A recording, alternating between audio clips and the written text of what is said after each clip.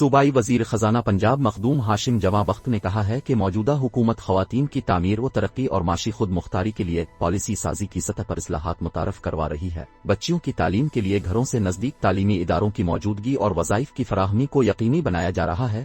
خواتین کو کاروبار کے آغاز کے لیے قرض کی فراہمی کے ساتھ پیشہ ورانہ و فنی تربیت کے مواقع مہیا، جبکہ کام کی جگہوں پر تحفظ کے لیے قوانین پر عمل درآمد کو یقینی بنایا جا رہا ہے۔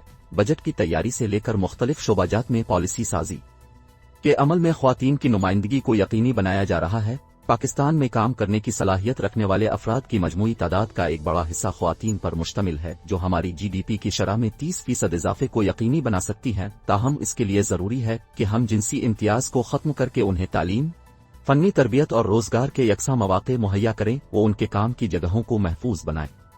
لاہور کالج خواتین انس کے 16 کانووکیشن کے موقع پر خطاب کرتے ہوئے مخدوم ہاشم جواں بخت کا کہنا تھا کہ آج کی خواتین ماضی کی خواتین سے زیادہ مضبوط، زیادہ تعلیم یافتہ اور زیادہ روشن خیال ہیں، جو اپنے لیے خود مواقع پیدا کرنے کی صلاحیت رکھتی ہیں۔ موجودہ نسل نہ صرف ماضی کی فرسودہ روایات کو شکست دے سکتی ہے بلکہ نئی روایات قائم کر سکتی ہے۔ انہوں نے طالبات کو مخاطب کرتے ہوئے کہا کہ مجھے امید ہے کہ آج تعلیمی دور کا یہ اختتام آپ کی زندگیوں میں ایک نئی جدوجہد کے آغاز کا دن ثابت ہوگا۔ ہمیشہ یاد رکھیں کہ ہم ہمیشہ اوپر نہیں جا سکتے، زندگی میں کسی نہ کسی مقام پر ہمیں رکنا پڑتا ہے۔ ناکامی کبھی شکست نہیں ہوتی، ناکامی ترغیب ہے۔ اپنی ناکامیوں کو اپنی منزل کا سنگ میل تصور کر کے آگے بڑھتے رہنا ہی حقیقی کامیابی ہے۔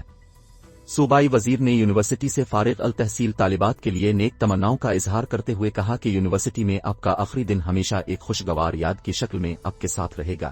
اپنی ہار جیت، کامیابی اور ناکامی ہر لمحے کو ایک یادگار کی طرح منائیں، اس یقین کے ساتھ کہ آپ کی آئندہ زندگی آپ کے لیے بہت ساری کامیابیاں اور خوشیاں سمیٹے ہوئے ہے۔